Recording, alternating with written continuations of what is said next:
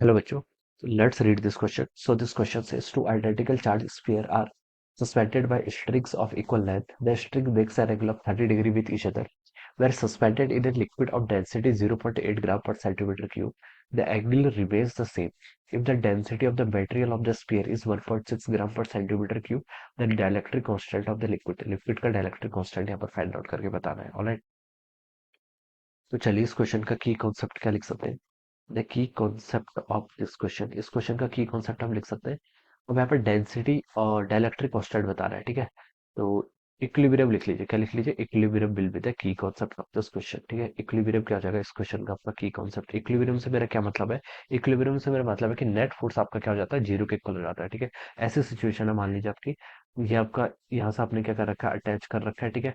Two identical charge sphere are suspended by the strings of equal length. The string makes an angle of 30 degree with each other, ठीक है. ये आपकी इस तरीके से situation है, ठीक है. ये आपका एक चार्ज बॉल है, ठीक है. यहाँ पर हमारी दूसरी चार्ज बॉल है, ठीक है. ये आपकी इस तरीके से दोनों पर चार्ज है, तो चार्ज के कारण देखिए क्या लगेगा हमें, इलेक्ट्रोस्टैटिक फोर्स ऑफ रिपल्सन लगेगा. मान लीजिए ये आपका क्यूई फोर्स ऐसे लग रहा है, यहाँ पर आपका इलेक्ट्रोस्टैटिक फोर्स इस बॉल पर आपका ऐसे लगेगा क्यू, ठीक है. आइडेंटिकल चार्ज है तो वो भी गिवन कर रखा है, ठीक है. और देखिए बच्चों, ये आपका कितना एंगल बना रही है, 30 डिग्री बना रही है, ठीक है. तो बच्चों बता सकते हैं ये एंगल कितना होगा आपका, 15 डिग्री के इक्वल होगा, ठीक है. और ये एंगल कित 15 के इक्वल होगा. तो देखिए बताओ हम क्या बता सकते हैं, ये 90 होगा, ये एंगल पे 75 होना चाहिए, ये 75 होना चाहिए, तो ये भी आपका 15 डिग्री के इक्वल होना चाहिए, ठीक है. एक आपका देखिए टेंशन का फोर्स ऐसा लगेगा, बॉल है तो एक mg का फोर्स आपका ऑलवेज ऐसा लग जाएगा, ठीक है. और कौन सा लगेगा यहाँ से, आप देखिए टेंशन के कंपोनेंट लिख लीजिए. एक टेंशन का कंपोनेंट इस डायरेक्शन में आएगा, कौन सा कितना आएगा, टी कॉस 15, ठीक है. और एक टेंशन का कंपोनेंट यहाँ पर आएगा, इसे हम क्या लिख सकते हैं, आपका टी साइन 15, ठीक है. ये आपका यहाँ पर सिचुएशन हो जाएगी. तो यहाँ से बच्चों आप देखिए क्या लिख सकते हैं, ये आपका एयर का केस है, ठीक है. जब हमने इक्विलिब्रियम पता है, एयर पता है, ठीक है, सस्पेंडेड बाय द स्ट्रिंग, ठीक है. बाद में तो हम इसको लिक्विड में डालते हैं पहले, लेकिन पहले ऐसे सिचुएशन हो गई. तो यहाँ से बच्चों आप क्या लिख सकते हैं, देखिए यहाँ से हम लिख सकते हैं, देखिए जो आपका टी कॉस 15 है, टी कॉस 15 ये किसके इक्वल है, दिस इज mg के इक्वल है, ठीक है, क्योंकि इक्विलिब्रियम पर है. और दूसरा लिख सकते हैं जो आपका टी साइन 15 है, ये किसके इक्वल है, it is equal to Q into E के इक्वल है, ठीक है. यहाँ से देखिए बच्चों आप क्या बता सकते हैं, यहाँ से आप देखिए क्या निकाल सकते हैं, यहाँ से आप इन दोनों को डिवाइड कर लीजिए, ठीक है. कितना जगह देखिए 10 15, ठीक है, 10 15. This is my one equation, this is my equation two. तो मैं टू को वन से डिवाइड कर रहा हूँ, तो 10 15 की वैल्यू बच्चों यहाँ से आपकी Q E by M G के इक्वल आ गई, ठीक है. मुझे बेसिकली क्यू ई की वैल्यू चाहिए थी, तो मैंने यहाँ से ऐसे फाइंड आउट कर लिया, ठीक है. तो ये मैं इस इक्वेशन का आप क्या करूंगा, आगे यूज करूंगा. अब बच्चों इस सेम सिस्टम को मैं कहाँ पर लेके आ गया, लिक्विड में डाल दिया. लिक्विड में डालने से देखिए क्या क्या चेंज आएंगे, ठीक है. उसने बोल रखा है कि angle remain same, angle remain same रहेगा, तो देखिए टेंशन पहले भी यही था, टेंशन भी वही रहेगा. बस अब लिक्विड में डालने से देखिए इसमें फोर्स ऑफ बायन्सी भी लगने लग जाएगा. क्या लगने लग जाएगा, force of buoyancy. Force of buoyancy देखिए किस डायरेक्शन में लगेगा, अपर डायरेक्शन में लगेगा, ठीक है. अगर मैं इसको ऐसे लिक्विड में डाल देता हूँ तो देखिए इस पर क्या लगेगा, और एक फोर्स ऑफ बायन्सी लगेगा, जिसको हम क्या लिखते हैं, आपका एफ भी लिखते हैं, ठीक है. This is our force of buoyancy, ठीक है. तो अभी तक एक ऊपर को क्या लग रहा था, टी कॉस 15 लग रहा था, अब एक फोर्स ऑफ बायन्सी भी लगेगा, ठीक है. और हॉरिजॉन्टल डायरेक्शन में तो कोई फोर्स नहीं आएगा, ठीक है. वर्टिकल भी फोर्स आएगा, वो भी फोर्स ऑफ बायन्सी. इस सिचुएशन में देखिए हम इक्विलिब्रियम के करस्पॉन्डिंग इक्वेशन लेंगे.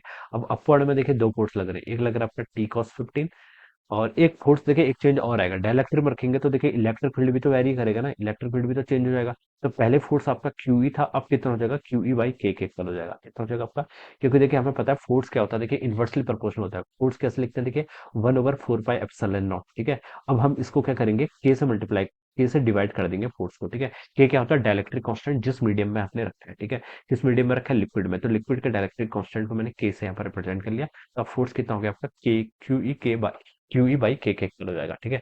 अब बच्चों देखिए यहाँ से दो फोर्स, एक यहाँ से एक फोर्स ये भी नया आ गया, और एक बॉयंसी का फोर्स ये नया आ गया. अब देखिए यहाँ पर इक्विलिब्रियम की कंडीशन देखते हैं. अभी देखिए पार्टिकल तो आपका इक्विलिब्रियम पर ही है, तो ऊपर एक का टी कॉस 15 लग रहा है, और दूसरा कौन सा लग रहा है, फोर्स ऑफ बेंसी. फोर्स ऑफ बेंसी देखिए किसके इक्वल होता है आपका, फोर्स ऑफ बेंसी होता है आपका रो जी इंटू वी के इक्वल. रो क्या है, रो इज द आपकी मान लीजिए डेंसिटी है, किसकी, आपकी लिक्विड की डेंसिटी है, ठीक है. जिस जिस मीडियम में रखा है फोर्स वो लगाता है, ठीक है. तो इसलिए इसकी डेंसिटी लिखते हैं जी इंटू वी, मान लीजिए आपकी स्फीयर की वॉल्यूम है, ठीक है. तो यहाँ से देखिए फोर्स ऑफ बेंसी कितना हो जाएगा आपका, रो जी इंटू वी के इक्वल, ठीक है. ये लिख लिया. इसको कौन बैलेंस कर रहा है, एमजी. एमजी को भी देखिए अब यहाँ पर से थोड़ा सा ना ओपन कर लेते हैं. एमजी को देखिए क्या लिख सकते हैं, एमजी को देखिए बच्चों हम यहाँ से लिख सकते हैं, अभी चलो पहले अभी अभी तो एमजी लिख लेते हैं, ठीक है. ये आपकी इक्वेशन वन आ गई, ठीक है, सॉरी वन नहीं, ये थर्ड मान लो, ठीक है. अब देखिए हॉरिजॉन्टल डायरेक्शन में देखिए आपका कौन सा फोर्स है, टी साइन 15 पहले से था, ठीक है. और एक फोर्स आपका और आ गया, कौन सा, क्यू ई बाई के, इसको क्या कर रहा था, बैलेंस कर रहा था. अभी तक सिर्फ क्यू ई था, अब क्यू ई बाई के हो जाएगा, ठीक है. This is my equation four, ठीक है. अब बच्चों देखो यहाँ पर से आप क्या लिखो, यहाँ पर से इसको ऐसे लिख लो, देखो टी वाली टर्म को देखे हम ऐसे लिख लेते हैं, टी कॉस 15 को हम यहाँ से देखिए क्या लिख सकते हैं, ये हो जाएगा आपका m g minus of rho g V हो जाएगा। और ये टर्म तो आपकी सेम, इसको ऐसे ही रहने दो, ये कितना आपका देखिए T sine 15 equal to q E by k, ये आपका ऐसे रहने देते हैं, ठीक है। अब बच्चों देखिए अगेन क्या कर लीजिए, इन दोनों इक्वेशंस को डिवाइड कर लीजिए, ठीक है, इस इक्वेशन से इस इक्वेशन को डिवाइड कर लेते हैं। तो T sine 15 divided by T cos 15 करूंगा, तो अगेन आपका बच्चों कितना क्या, टेन 15 आ जाएगा, ठीक है। टी से टी कैंसिल, टेन 15 हो जाएगा, और ऊपर देखिए क्या बच गया आपका q E by k divided by क्या बच गया नीचे आपका m g minus rho g into V, ये आ जाएगा, ठीक है। अब देखिए ये और ये तो इक्वल होंगे, तो इन दोनों इक्वेशंस को इक्वल कर लो। तो देखिए यहाँ से आपका आ गया ऊपर वाली इक्वेशन से q by M g, it should be equal to देखिए क्यू ई, ठीक है, डिवाइडेड बाय देखिए के नीचे यहाँ से मल्टीप्लाई में आ गया, और m g minus rho g V, इसको आपने यहाँ से ऐसे लिख लिया, ठीक है। क्यू ई से बच्चा आपका अगेन क्यू ई कैंसिल हो गया, जी भी देखिए हट जाएगा, यहाँ पर भी जी है, यहाँ पर भी जी है, यहाँ पर भी जी है, इसको भी कैंसिल कर दो। तो बच्चों अब क्या बच गया, बच क्या गया यहाँ पर देखिए, यहाँ पर आपका m बच गया, यहाँ से हम लिख सकते हैं देखिए m किसके इक्वल होगा आपका, m होगा आपका m के माइनस आपका रो के v के इक्वल हो जाएगा ना। रो के वी के इक्वल हो जाएगा। अब m को देखिए क्या लिखते हैं, m क्या है, मास। इसकी डेंसिटी हमें गिवन कर रखी है, देखिए जो आपका स्फेरिकल बॉल है इसकी डेंसिटी कितनी गिवन कर रखी है, 1.6, ठीक है। इसकी डेंसिटी को मैं सिग्मा मान लेता हूँ, क्या मान लेता हूँ, इसकी डेंसिटी को मैंने सिग्मा माना है, लिक्विड की डेंसिटी को मैंने रो माना था, ठीक है। तो मैं इसकी मास क्या लिख सकता हूँ, मास होता है आपका डेंसिटी इंटू वॉल्यूम, तो उसको मैं लिख सकता हूँ सिग्मा इंटू वॉल्यूम, ठीक है। यहाँ पर भी इसको रिप्लेस कर लेता हूँ, सिग्मा इंटू वॉल्यूम इंटू के माइनस आपका रो, और के तो ऐसे रहेगा, वॉल्यूम ऐसे रहेगा, ठीक है।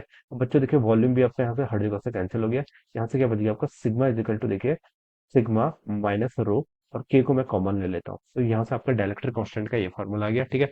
डायलेक्ट्रिक कांस्टेंट का क्या फॉर्मूला है, डायलेक्ट्रिक कांस्टेंट को अब मैं यहाँ से लिख सकता हूँ, के की वैल्यू जाएगी sigma divided by sigma minus rho के इक्वल। अब बस आप वैल्यूज पुट कर लीजिए, सिग्मा क्या है, sigma is the density of this metallic sphere, वो गिवन कर रखा है। Density of the material of the sphere कितना है, 1.6 है, ठीक है, ग्राम पर सेंटीमीटर क्यूबिक, ठीक है, यूनिट का ध्यान रखना है, ठीक है। और divided by sigma, sigma again 1.6 रहेगा, माइनस रो, रो क्या है, डेंसिटी ऑफ लिक्विड कितनी है, 0.8 ग्राम पर सेंटीमीटर की। तो देखिए यूनिट सेम है तो आप वो तो कैंसिल ही हो जाएंगे, ठीक है। तो यहाँ से के की वैल्यू देखिए कितनी होगी, ऊपर आपका 1.6 बच गया, नीचे आपका 0.8 बच गया, तो उसको सॉल्व करेंगे तो आपका 2 आ जाएगा। तो 2 के आपका डायलेक्ट्रिक कांस्टेंट, ठीक है। तो कौन सा ऑप्शन मैच कर गया, डी ऑप्शन मैच कर गया, ठीक है, ऐसे सॉल्व कर लेंगे इसको। So D option will be the right answer of this question. So I hope you all understood this concept. All the best and thank you so much.